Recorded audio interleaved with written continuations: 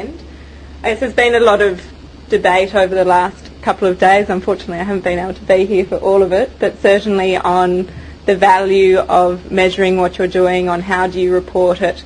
And a quote which Rosemary actually found last week and sent through to me, which I thought was quite apt in this field, was one by Einstein, which says that not everything that can be counted counts, and not everything that counts can be counted. And I think that's really the challenge that we have in this field. With financial reporting, it's very, more obvious, I guess, how you actually measure and report on these areas. When we start to get into the more intangibles and the non-financial areas of our business, it gets a little bit more difficult about how do we actually put a value on this, and can we put a value on it.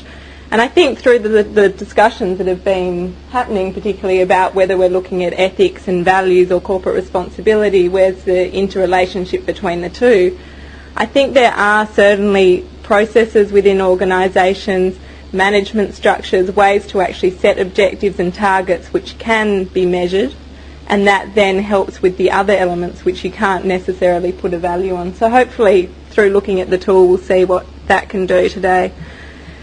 Basically what I hope to do is really go through a little bit of the nuts and bolts about the Corporate Responsibility Index, how it was developed, why we developed it, how the tool's used, and then some of the learnings that we've had from that. I think in particular one of the themes which has come out through the conference is looking at how do we move from this rhetoric of talking about corporate responsibility into actually putting it into action. And I think tools such as the corporate responsibility can really help with that. It's about moving from greenwash and saying, okay, we can have lovely glossy brochures which come out, we can have statements on the walls committing ourselves to values, but actually what's our performance and impact on the ground, and how do we measure and actually promote that in the wider community. I think one of the interesting elements which I saw yesterday in Linda Fennell-Milner's speech was the talk of, I guess, the capital of an organisation and looking at it as an iceberg, and having the financial capital as something which is really out in the public domain. But there's a lot of other capital which goes into an organisation which comes from shareholders, your customers, your employees, and that's what sits below, and that's really what we're trying now to see how we can get that out.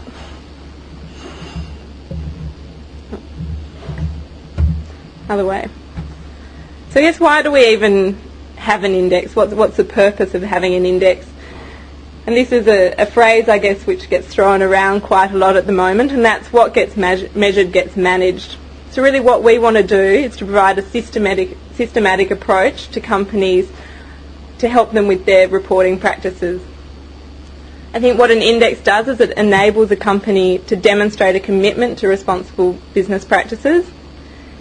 It allows for greater transparency of practices and performances, thereby increasing trust in business. And I think this is something which Mike brought up in his last speech with the example of NAB and their ability to get up and actually talk about where they are on the spectrum. We don't expect companies to be perfect. You know, it's a journey to get to this end. And what I think is really encouraging is when companies are willing to stand up and say, these are principles which we're committed to. We know we're not there yet, but this is where we're at on the journey, and watch us as we improve, and we'll be setting targets and measuring ourselves against those targets, and that then will increase trust from your shareholders. I think objective appraisals aid in driving improvement within an organisation. It provides information upwards back to your board and your senior management for them to be able to look at where are the real areas of strength and where are the areas that could be improved. It allows broader benchmarking between companies. Companies are always looking for that competitive advantage. How do we compare to our peers? How can we challenge each other here? The index allows you to compare both within a sector and within the universe. And I think the final point here is a really important one, in that it assists companies to engage and motivate employees in a complex agenda. By actually setting targets, putting them in the public domain, standing up, talking about what you believe in, and putting that to the outside world, employees get another sense of actually what your company is committed to and what it's willing to stand up to. So the actual purpose of the Corporate Responsibility Index is firstly that it provides a systematic approach to managing, measuring and reporting upon the impacts that a company has on society and the environment. So we're actually taking the financial side out of it and focusing just on the more environmental and social aspects. Secondly, it provides a mechanism to benchmark and compare your management processes and performance of companies within and across sectors. And finally, a confidential feedback report, which goes to all companies who participate, provides a useful gap analysis for companies to assist in those areas where there's strong performance and also to look at where improvements can be made.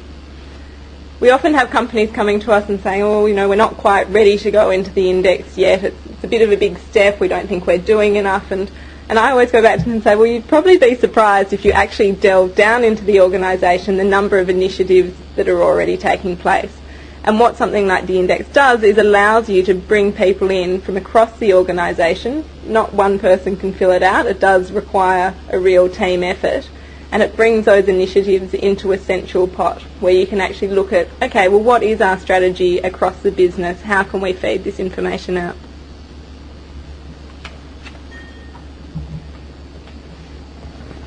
I'll just talk briefly about how the index was developed.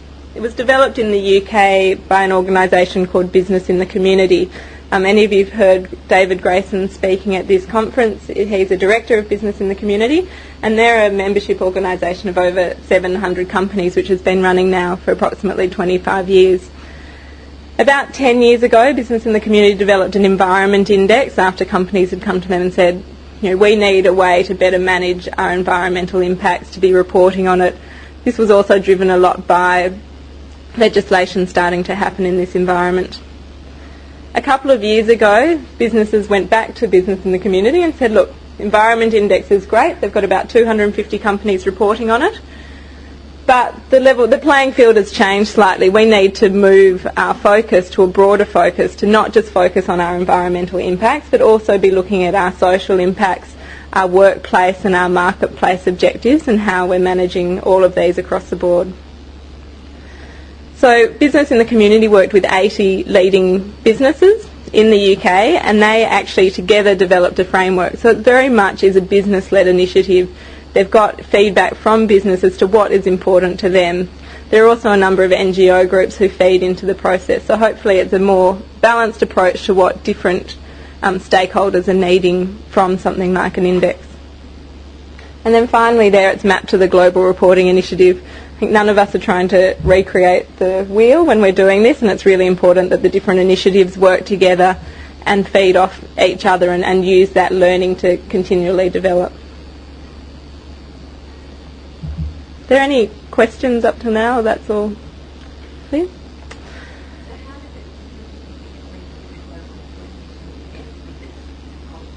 Well, the Global Reporting Initiative is the framework to how to report. So it provides guidelines on what you're reporting. What the index is doing is actually measuring how you're putting those reporting processes in place and looking at your actual performance and improvement. So the index measures and reports on what you do. The GRI is a framework as to how to report on what you're doing. In terms of how we implemented the index in Australia, anyone who was here yesterday and heard Simon speak, he spoke a little about how we first introduced it here. St James Ethics Centre were initially involved with the Good Reputation Index, but we had a few concerns about the methodology of how companies were being rated and the more naming and shaming type approach that was being followed. What we wanted to do was look at having a voluntary initiative where it was really companies were participating because they wanted to be involved in this index. So we worked with Business in the Community who donated the index under a licensing agreement to us at St James Ethics Centre, and we really act as the trustee of the index. So we aim to oversee the integrity and the quality of the process. As an ethics centre, it's very important for us that we're non-judgmental and that aren't involved in the actual ratings. The ratings fall out of the tool themselves. They're all generated through the responses that companies enter, and what we do is actually manage that entire process. We partner with Ernst & Young, who validate all the responses which companies submit, and the Sydney Morning Herald and the Age publish the results on an annual basis. So one of the things we've looked at is, I guess, an important element of this tool is the validation process and why we have a validation process. And what that really does is it improves the level of public confidence in the results which come out. Companies have been through a fairly rigorous process to get to the end point. For every claim that they make, they must provide supporting evidence, which Ernst & Young then look at. If they're not satisfied that that level of evidence supports the claim which has been made, they will go back and have a dialogue with the company to see if they can provide further information or if that assessment needs to be changed.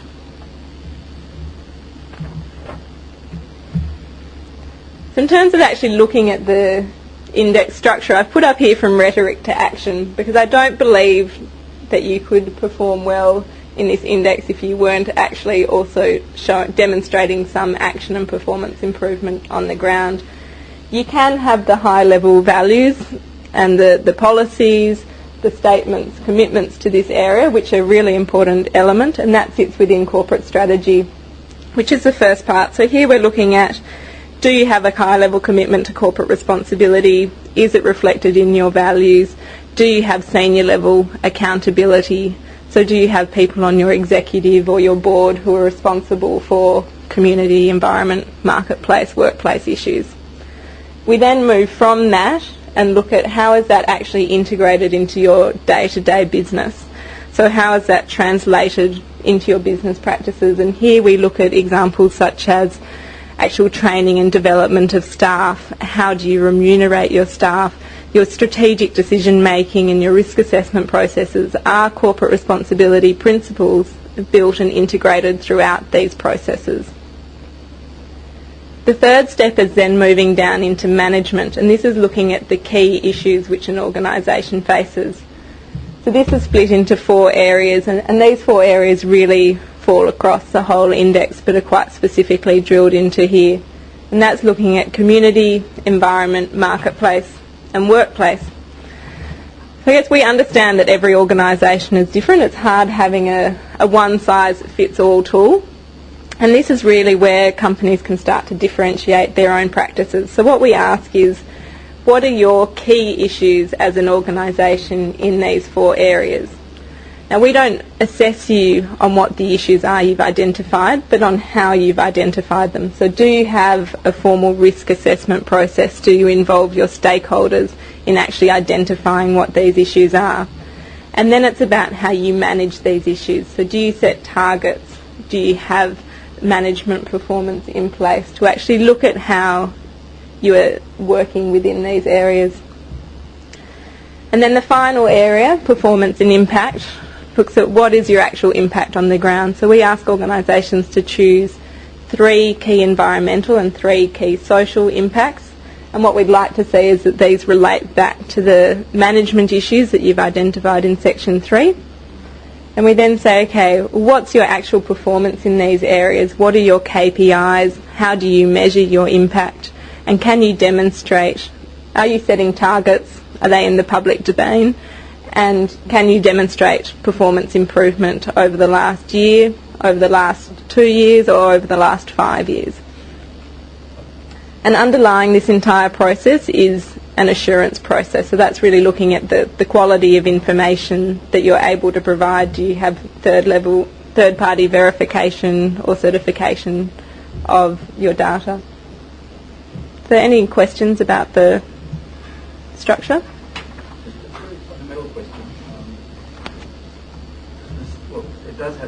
There is a cost, obviously, a fee associated with carrying it out. So what's the fee basis, and do not-for-profits have a different rate? Well, there's no fee to participate in the index.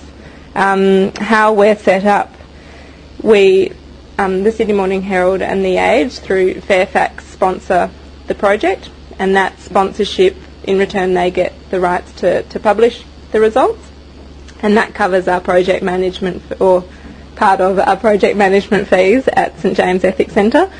They then publish the results, and that is done on a costed basis by them. And Ernst & Young work with us to validate the responses, and they do that on a pro bono basis. So the cost which is involved for a company is in terms of the time and resources it takes to complete the index. It is a fairly lengthy process. It's about 97 questions, and that does scare a lot of companies off. The first year is the hardest year because it's about gathering that data, and for companies who don't have a corporate responsibility report, who haven't started thinking about these issues, to suddenly try and find out, okay, where do we get the where do we get the information on our environmental, on our CO2 emissions, or where do I suddenly find the information on occupational health and safety or our diversity? So it's about actually building those connections within the organisation so that you can start to gather that data. And the organisations who've been involved have found that a really useful process, because you need to bring in people from a spread of different areas and bring them together on the same table and work out what are your aims, what are your goals, how does this interrelate, and how is it spread across the organisation. But from the second and third years, it's a lighter process because it involves going back and updating the information which has been provided in the first year. So I'll just take one question here. You mentioned that you asked companies to take 3 initiatives. Mm-hmm. Social and environmental. It's a two-part question. So these companies try and integrate it into their systems, as Mike mentioned in the previous talk, or they kind of whack them on top of their current processes. And the second one is who runs them. If they are sort of placed on top of their current processes, who runs them and what examples for how effective are they? So you're talking about the performance and impact section. Well, what we really aim with this is to see corporate responsibility integrated throughout the organisation. We don't want to see it as an add-on, and that's why I guess we start with the high-level corporate strategy and build down through this. So at all parts it should be linked back to your policies, to your management targets, to your objectives being set. So nothing that happens, I guess, in the performance and impact section in an ideal world would be completely unrelated to what you've talked about previously, and specifically it should link back to the issues that you raise in the management section. So generally find that they perform project style work or project implementation, or is it more redefining systems?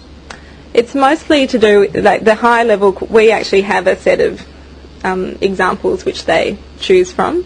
So one is climate change, and that looks at your emissions, so energy and transport emissions, process emissions, waste and resource management. So I guess they're quite structured in a way. In the social impacts, it might look at product health and safety, occupational health and safety, diversity, community investment.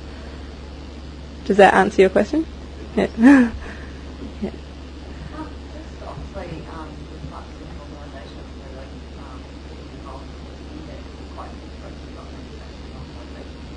Mm-hmm.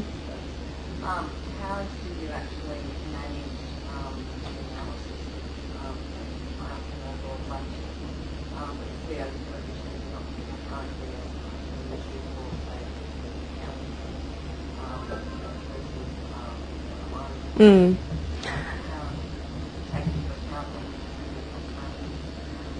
We're not looking so much at the size of CO2 emissions. We're looking at the processes behind managing it, behind capturing your data on it and demonstrating an improvement. So, we'd expect, I guess, that a manufacturing plant would probably have a much higher CO2 emissions than, say, a professional services firm.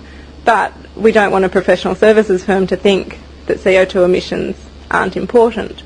So through the questions, it actually, I guess in terms of the sectoral analysis, the companies can then themselves look at how they compare to their sector and to the universe. So if their management performance isn't as high, but maybe they're on par with their sector, but the universe is higher because it involves a lot of manufacturing resource companies who, have been on top of these issues for a number of years now, so their management systems are better.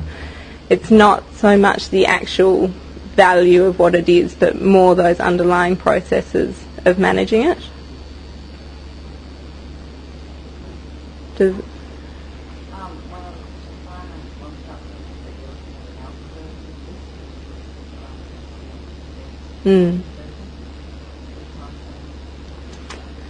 Hard to say, hopefully within the next year. Really what we'd like to do is see, any organisation from a medium to a large organisation I think can use this framework.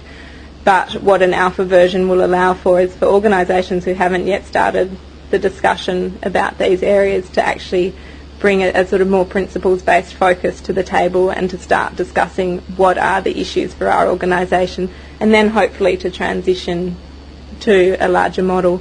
But the alpha version might be more appropriate for the smaller sized organisations to use as an ongoing method.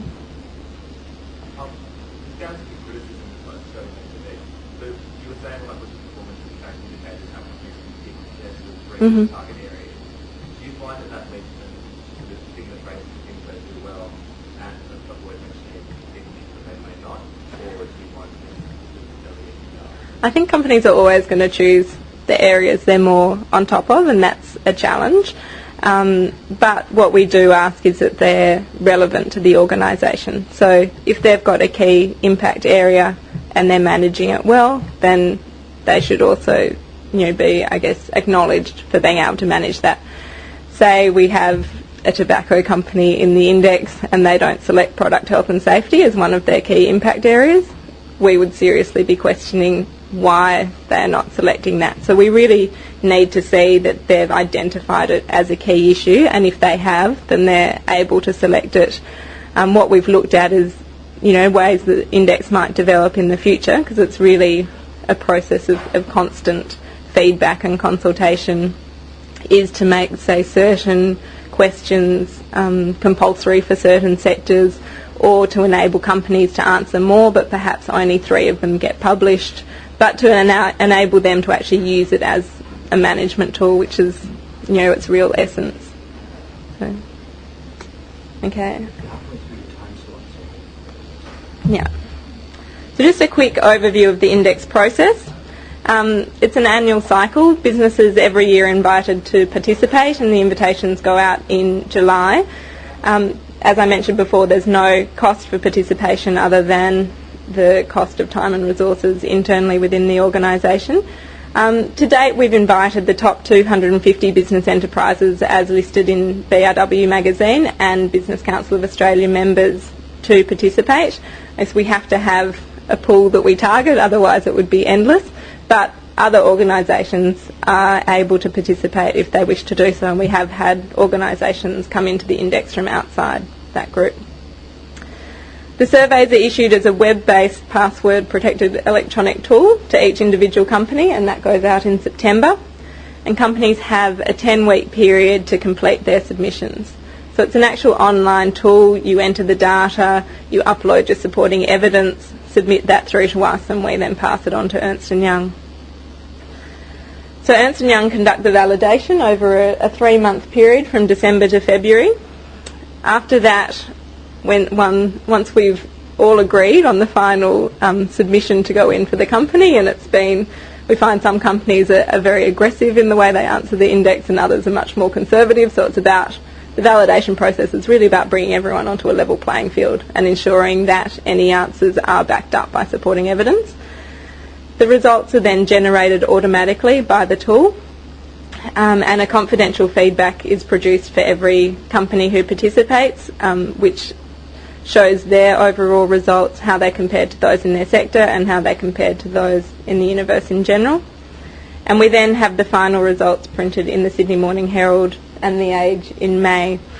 And at the same time as that, we co-host a conference which will be in Brisbane next year called the Business Leaders Forum for Sustainable Development, and we host a session at the conference which focuses on the results of the index and gets other speakers from the field along to talk about issues in this area.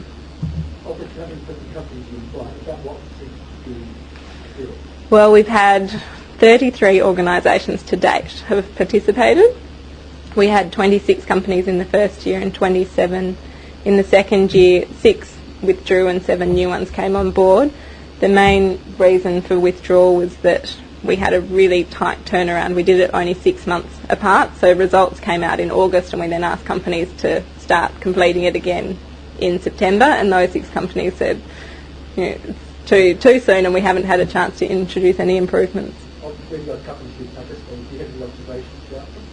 I mean, in a general sense, are they particular sectors? Are they corporate credibility around sustainability today, or are they the top companies in Australia rather than the bottom? Yeah, there's certainly a spread. They're certainly all organisations who are committed to these issues. They're not all organisations who are yet managing them well. I think this sector, the traditional leaders have been more in the financial services and in the mining and resources sector, and that's because they've had their names splashed across the front page of the newspaper, and they've had to step up to the challenge and answer to that level of accountability.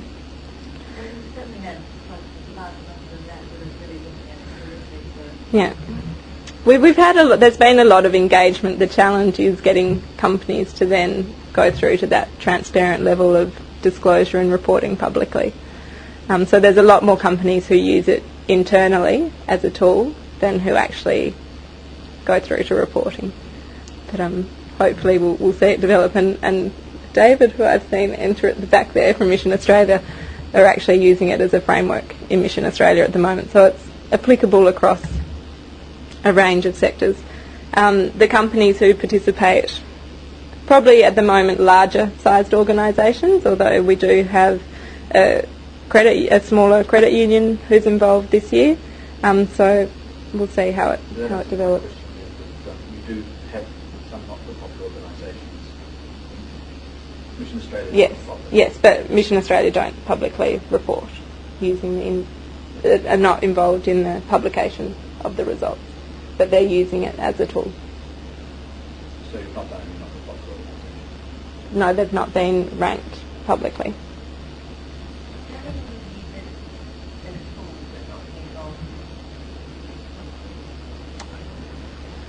Oh, hard to say. I'd say we've engaged with over 60 organisations this year in terms of talking about the tool, talking about how it can be used, with a level of interest from those organisations.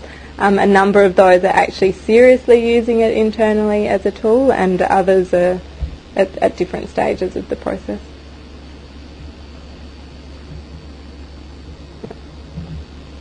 This is just an example of what the online tool looks like. There's a set of 97 questions that look like this, about 60 of which have to be answered. So you can see here that you have the question, then the company selects from the radio buttons the responses which are most applicable to the organisation. And then in this box at the bottom we ask them to list any supporting evidence or clarification in support of those answers that they've made. So those answers, depending on where you select the box, that then directly generates your score. So there's no subjective judgment in it. It's more about ensuring that the boxes that are selected are the right ones to be ticked. So it's quite transparent in terms of how it's rated. There should be no major surprises for any organisations participating as to what their final result is. This is an example of the results that a company gets. So you see the light blue line is the company score, the pink one is the sector average, and the dark blue is the universal average.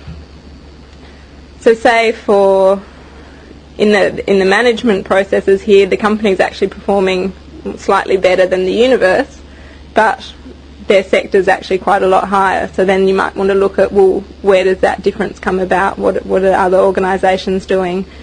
But conversely, in the integration section, the company is performing at quite a stronger level than both the universe and their sector average. And the sector is, in general below the universe. So they're obviously, undertaking a few leadership areas there. And these can be drilled down into further through going back through your actual submissions.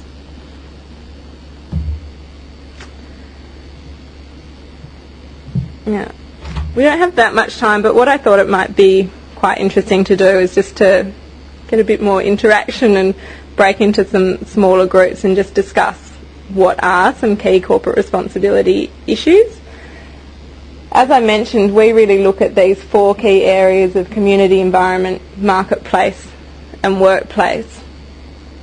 So perhaps if we split into the 4 at the back, 4 here, 4 down here and 3 at the back there, and you might want to just discuss amongst yourselves what sector you're from and pick a sector that you want to examine, and then think about what might be some key issues which come up for you as a sector, which you'd want to see targets being set for, management processes in place for. So if we do community at the back, environment, workplace and marketplace, and just have a chat for, maybe we'll do it for about 4 minutes and then just come back together as a group. Okay, everyone, I'm sorry to interrupt the conversations. Time's up just as we're getting started on all the juicy issues. But could I ask someone just from each group to just briefly outline what the sector was that you were looking at and some of the key issues that you were discussing? So if we start with this group here. Yeah, I mean, I think that's really the challenge, is that organisations are such a diverse group, and trying to, even going around the room now, and one of, I think, the benefits of doing something like this is really understanding the different issues that come up, and they can be quite different in different areas and others cross all. And certain sectors haven't focused traditionally on certain areas. So say in the professional services environment, I know I speak to a lot of legal firms who say, oh, why do we have to look at our environmental footprint, And I think, well, how often do your senior executives take business class tickets on an airline around the world? And, actually how many office lights do you leave on overnight in your building, and how many taxis are you taking? Every organisation and every sector has an impact across these areas and what it's about. And doing something like this actually helps you to sit down as an organisation and think, well, what are our key issues? What can we do to manage these better? How can we report on them? And through reporting on them and setting targets and actually measuring how you're progressing against those targets brings the organisation along with you on that journey and stimulates that innovation within the organisation.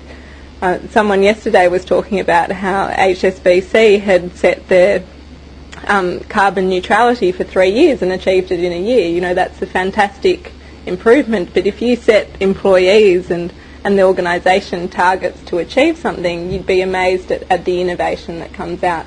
And I think using tools like the CRI, the Dow Jones Sustainability Index, the FTSE for Good, Reputex, whatever tool you find that you can actually use and work within your organisation, it's going to assist you to actually, through being transparent, demonstrate a commitment to those business practices. Now, we're running a little short of time, and I've got lots of things on the slides. At the end, I think these presentations are being circulated, so all the information is on there, or if anyone wants to give me a business card, I'm very happy to send you directly a copy of the presentation. I've also got a short video. It's not that short, it's 10 minutes, so I won't play it now, but it is on our website if anyone would like to have a look at it, and that's really for CEOs from organisations who've participated in the index, talking about why they feel it's important to go in an initiative such as the index, why they've put their companies through this process of transparent reporting, and also talking about some of the different initiatives and challenges that they face as organisations. Just following on from our last slide, I thought I'd just put a quick one up focusing on the professional services industry. Here you can see environmental issues such as energy and water consumption, waste management, recycling, business travel. But I won't go through these now because I think we've had a good discussion about what the different issues might be. I said in my overview that I'd talk a little about the trends and challenges. Again, I won't spend too much time here, just to tell you a bit about the index and what we've found through our experiences. With the index model that I showed you, we find organisations are generally pretty good at the corporate strategy. Most organisations have something up on the wall that they say, yep, this is what we stand by, this is what we're committed to. Where the challenge really lies is in the performance and impact, and being able to demonstrate how you measure your impact, how you can show performance improvement over time, that you're setting objectives, that you're actually having that information verified by an external verification system or certification system. In general, Australian companies are better at managing their social than their environmental impacts. Key environmental issues which have emerged, water consumption, I think a very important one in the Australian environment, energy and transport and the emissions from these, and also waste. And that, I guess that's not just about recycling waste, but actually encouraging organisations to reduce the amount of waste that they use. And it's surprising the initiatives that you can come up with by even taking away people's rubbish bins from their desks and the amount of waste that actually reduces. Key social issues such as occupational health and safety, community investment, and probably more specifically focused on workplace related impacts within the companies who've participated in the index to date. With areas, I think, requiring greater focus and a lot more research is going into these now, really are in supply chain management issues, and that's both up and down the supply chain, and how your organisation can act as an advocate for responsible business practice outside of your organisation, and not just promoting it but actually facilitating and assisting the organisations in your supply chain to manage these issues. The other area which is probably lags a little on the Australian radar is the issue of human rights or labour rights, and that brings back to the supply chain as well. I think a lot of organisations think that if they only operate in Australia, human rights isn't an issue for them. It's really something that needs to be brought further up the agenda. Some of the key challenges: firstly, integrating corporate responsibility into strategic decision making and risk assessment procedures. It's really important that it's not just this add-on. I think this is probably a theme that's gone throughout the conference. You know, corporate responsibility is about how you do business. I'd like to see, you know, in 25 years' time, we're not really talking about corporate responsibility. We're just talking about how we operate as a business, and these things are taken as a for granted in how you operate an organisation. How you actually engage with stakeholders, the reporting of your progress against targets, I think that's a really key thing. Just demonstrated improvement in your performance and management of key issues and impacts, engaging individuals throughout the organisation. And I think this last 2 points here, there are huge demands on companies to provide information, and we're very aware of that and working with the other groups who are seeking data to really reduce this demand and consolidate where possible. But I think it's important to also report. As Simon said yesterday, you know, some companies say, well, why do we have to report on this? We're doing it, it doesn't matter. But I think you need to be able to actually measure and show what you're doing and report back on that. 5 minutes left. Okay. Well, these are just some key considerations, I think, that flow through the index. So firstly, how do you identify and manage your key issues? Core responsibilities, do you have accountability delegated within the organisation? Your approach to stakeholder engagement. Are you just telling stakeholders what you're doing, or are you actually involving them in an active dialogue and seeking their feedback on how you're managing your risks, what your key issues are? Transparency and disclosure, having targets and your performance in the public domain again. And lastly here, which Richard will be following on from me about, is the assurance process. So the quality of the information that you have, do you have certification, third-party statements, independent verification of your data? So what level of credibility, I guess, and reliability can we place in the data that you're reporting on? I'll just leave this slide up. This is just how we report the results. We list companies alphabetically, and we have a star rating system or ticks when companies are scoring below 75% on any specific area. But in the last, about 2 minutes now that we have, are there any final questions? Typically, how long does it take? Well, You have 2 months. Yeah, it really depends. It depends on the level I guess, progress within the company. If a company produces a corporate responsibility report, they're already gathering a lot of the data, so it's a less intensive process. It has taken some companies up to the full 10 weeks to complete it. Others it takes a week to 2 weeks. So, do global organisations have the option to report on just one region as opposed to? they do. You'll see the ones. It's not very clear on here. In your bags, which you picked up, there's the report or the executive summary of the results which came out last year. It's a little clearer on that. The companies in bold actually report through the UK on their global operations. The other companies listed are reporting either on their Australian operations of a global firm or they're an Australian-based organisation. So, say, for example, Holden reports solely on their operations in Australia, Toyota, again, reporting only on Australia, but Ford is reporting on their global operations. So there's it's up to the company to choose how they'd like to report. Okay. Okay, let's cut it while we've got the chance. Brilliant. Think of another question. If you have any questions, there's my details.